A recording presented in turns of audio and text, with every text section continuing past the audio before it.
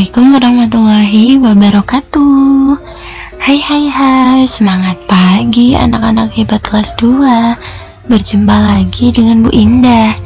Nah, hari ini bagaimana kabar kalian?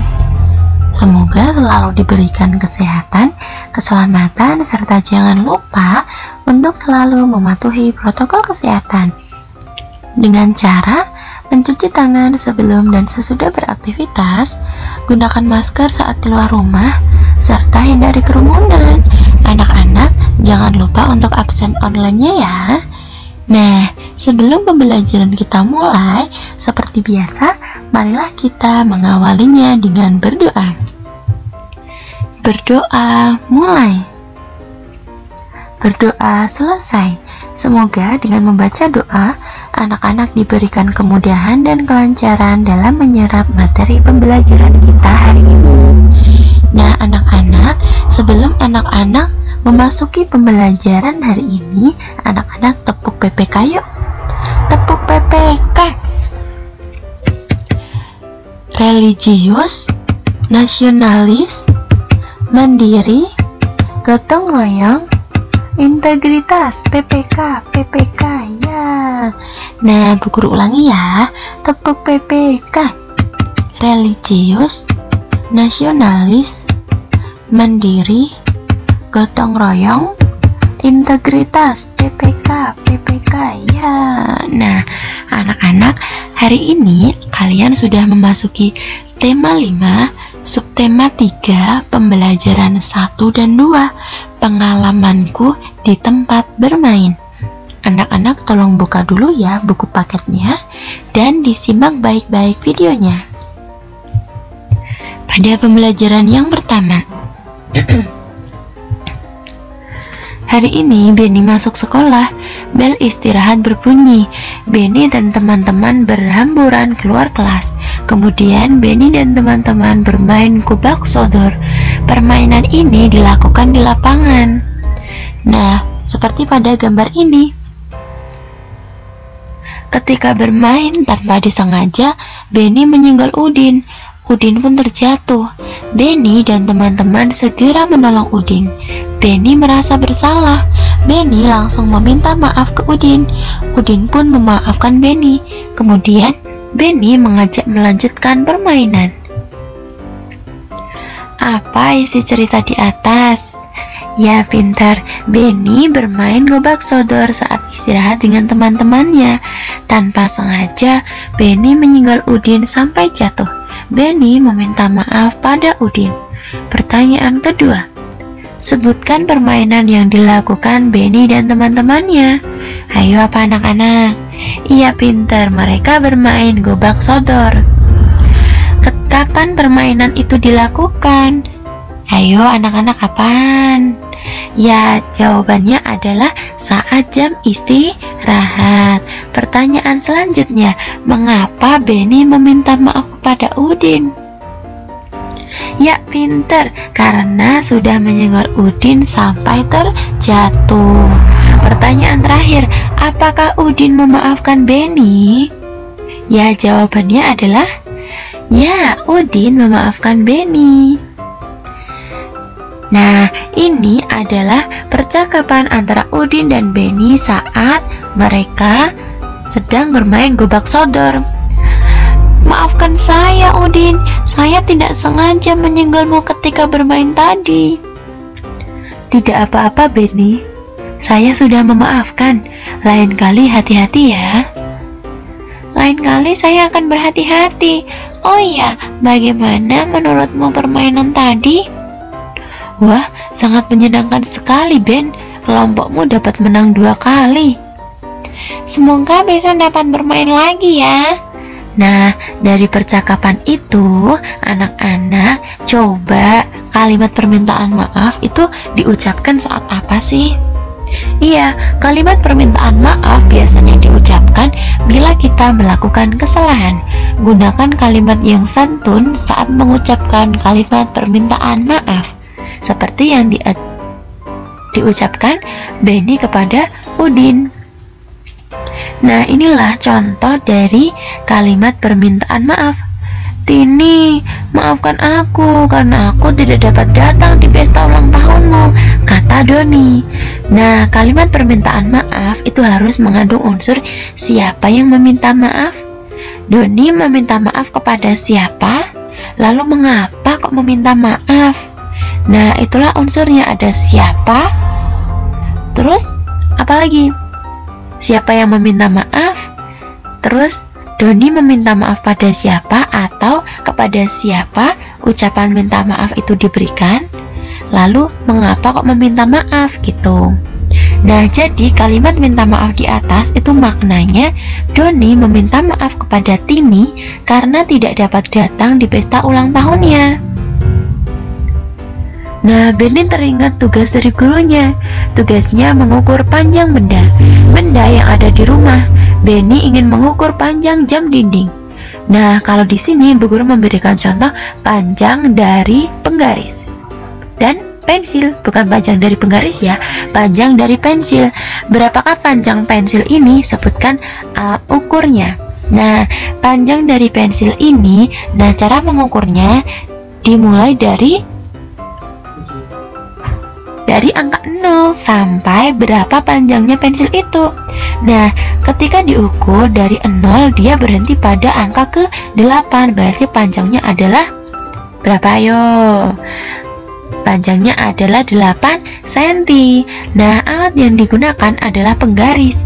Penggaris disebut juga mistar. Lani mempunyai pensil, kemudian Lani mengukurnya dengan penggaris.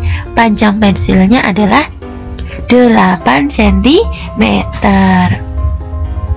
Nah, selanjutnya Lani mengukur tepi meja belajarnya. Lani mengukurnya dengan meteran. Panjang tepi meja belajarnya adalah 1 meter. Satuan untuk mengukur panjang benda ada dua macam, sentimeter dan meter. Sentimeter disingkat cm dan meter disingkat m. 1 meter sama dengan 100 cm atau 1 m sama dengan 100 cm. Bagaimana kok bisa seperti itu, Bu Guru? Nah, anak-anak, coba anak-anak masih ingat lagu ini apa tidak? Ya, lagunya adalah kilo, hekto, deka dan meter, desi, senti dan milimeter. Kalau naik bagi 10, turun kali 10. Kalau naik bagi 10, turun kali 10. Nah, tadi kan Bu Guru memberikan contoh 1 M sama dengan 100 cm. Kok bisa? Karena meter ke cm atau meter ke sentimeter itu turun berapa tangga? Dihitung ya, turunnya 1, 2. Turun 2 tangga berarti dikali berapa? Kalau turun 2 tangga berarti nolnya 2. Berarti 1 dikali 100, kan turun 2 tangga berarti nolnya 2. Nolnya 2 itu bernilai berapa? 100. Berarti 1 dikali 100 sama dengan 100. Iya, kok bisa turun 2 tangga? Gini loh anak-anak caranya. 1, 2. Berarti turun 2 tangga dikali 100. Gitu ya. Nah, ini contohnya 3M dijadikan CM. Nah, seperti yang Bu Guru katakan tadi, M ke CM turun 2 tangga. Berarti kalau turun itu dikali. Turun 2 tangga berarti dikali nolnya ada 2. 3 kali 100 sama dengan 300 gitu. Artinya sama aja 100-nya sebanyak 3 kali. 100 tambah 100 tambah 100 sama dengan 300. Itu cara lainnya. Nah, Bu Guru berikan contoh kembali. 400 cm dijadikan M. Nah, sekarang kebalikannya. M dijadikan M, cm dijadikan M, berarti dia naik. Kalau naik itu berarti dibagi. Dibagi berapa? Kan naik 2 tangga, berarti dibagi nolnya ada 2. 400 dibagi, kan naik 2 tangga dibagi nolnya 2, 100. Berarti 400 bagi 100 sama dengan Nah, tinggal dicoret-coret nolnya. Sini coret 1, sini coret lagi, sini coret 1, sini coret lagi.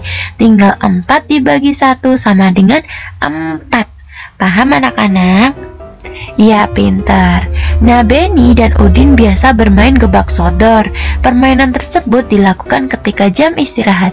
Benny selalu berhasil memenangkan permainan. Benny mengekspresikannya dengan gerakan berikut. Nah, gerakan ini melambaikan salah satu tangan ke kanan dan ke kiri. Gerakan yang kedua itu melambaikan salah satu tangan ke depan dan ke belakang.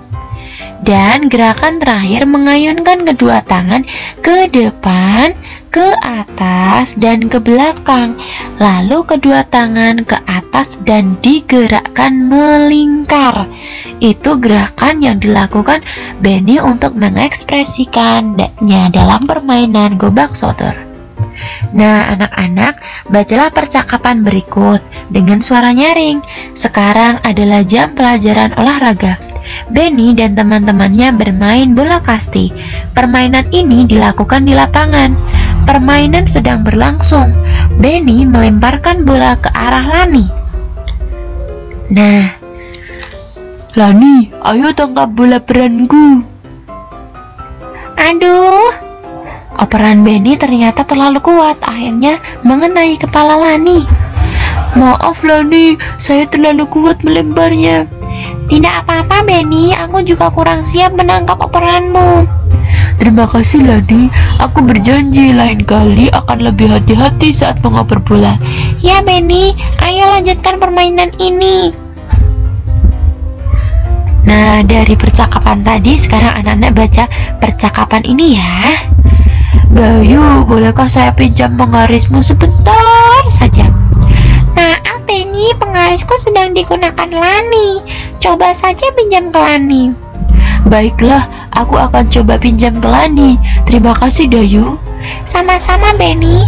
Nah, dari percakapan ini anak-anak pastinya tahu dong, mereka itu sedang anak-anak saling meminjam barang. Nah, tetapi Dayu meminta maaf kepada Benny karena tidak bisa meminjamkan penggarisnya karena sedang dipinjam oleh Lani. Nah, cara mengucapkan permintaan maaf yang diajukan Dayu itu diajukan dengan sopan seperti ini. Maaf Benny, penggarisku sedang digunakan Lani. Coba saja pinjam ke Lani. Nah, kalimat yang diucapkan oleh Dayu itu kalimatnya kalimat yang sopan dengan mengucapkan kata maaf dan diberikan alasan mengapa tidak bisa meminjamkan. Gitu ya anak-anak. Benny, Edo, Udin, Lani, dan Dayu satu kelas. Sebelum bermain, kelompok ini selalu bermusyawarah seperti memilih permainan yang akan dilakukan. Bagaimana kalau bermain bola kasti? Baiklah teman-teman, kali ini kita bermain bola kasti. Setuju. Nah, perilaku mereka di atas itu sesuai dengan sila keempat Pancasila. Mengapa? Karena mereka sedang bermusyawarah. Nah, kalimat tersebut atau dari percakapan tersebut itu kan mengandung pengamalan sila keempat. Bagaimana sih bunyinya? Nah, lambangnya kan kepala banteng. Bunyinya adalah kerakyatan yang dipimpin oleh hikmat kebijaksanaan dalam permusyawaratan perwakilan dengan lambang kepala banteng. Contohnya, musyawarah menentukan tempat bermain, musyawarah menentukan aturan bermain, mendengarkan pendapat teman saat musyawarah, lalu bekerja sama dengan siswa lain dalam memberi masukan. Nah, ini adalah pengamalan dari sila keempat Pancasila di tempat bermain. Benny sedang senang bekerja bakti. Kerja bakti merupakan gotong royong. Setiap bulan Benny ikut kerja bakti. Kerja bakti bersama warga di lingkungan rumahnya. Jadi setiap bulan Benny ikut gotong royong. Benny dan teman-teman sedang bermain. Benny juga berolahraga. Setiap hari Benny melakukan olahraga. Sebelum olahraga, Benny biasanya melakukan pemanasan. Yang pertama, gerakan ke samping ke kiri, juga gerakan ke samping kanan. Nah, ini gerakannya adalah gerakan ke samping kiri dan gerakan ke samping kanan. Gerakan selanjutnya adalah gerakan meloncat ke depan. Dan gerakannya yang terakhir adalah gerakan guling ke depan. Pastinya anak-anak sudah bisa ya melakukan kegiatan pemanasan sebelum berolahraga. Kenapa dilakukan? Agar tidak terjadi cedera pada tubuh kalian. Nah, setelah pembelajaran ini, anak-anak sekarang waktunya menerima tugas dari Bu Guru. Tugas tema 5, subtema 3, pembelajaran 1 dan 2. Pertanyaannya yang pertama, jawablah pertanyaan di bawah ini. Mengubah satuan meter ke sentimeter, dari sentimeter ke meter, dan sebaliknya. Untuk yang soal A, 9 meter dijadikan cm ya, itu salah ketik ya. Yang kedua, 420 cm dijadikan m. Yang ketiga, 1500 cm dijadikan m. Lalu soal yang keempat, 12 m dijadikan cm. Soal selanjutnya, buatlah 3 contoh kalimat ungkapan permintaan maaf. Dan yang ketiga adalah sebutkan 5 contoh pengamalan sila keempat Pancasila di tempat bermain. Nah, anak-anak tolong kerjakan tugas tersebut pada buku tulis tematik dengan penuh tanggung jawab dan harus semangat ya. Anak-anak pastinya sudah bisa mengerjakan mandiri. Nah, hari ini anak-anak sudah mempelajari materi tentang kalimat ungkapan permintaan maaf, contoh pengamalan sila keempat Pancasila, dan mengubah satuan pada satuan panjang. Nah, burung dara burung cendrawasih asalnya dari Pulau Papua. Cukup sekian dan terima kasih. Semoga bermanfaat untuk kita semua. Bu Guru akhiri, wabillahi taufiq wal hidayah. Wassalamualaikum warahmatullahi wabarakatuh. Terima kasih. Thank you.